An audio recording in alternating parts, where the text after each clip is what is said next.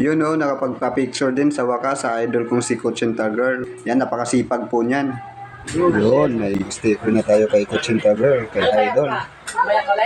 Buti na lang, nakita natin siya kanina sa may mahabang parang sa lumsa.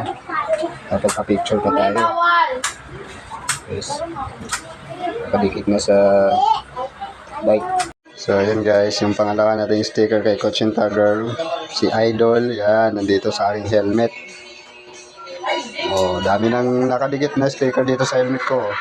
Si Kuchinta Girl, kay Idol, tapos kay AR Journey. Yan, follow nyo po sila sa kanilang YouTube at saka Facebook page. Pati din po si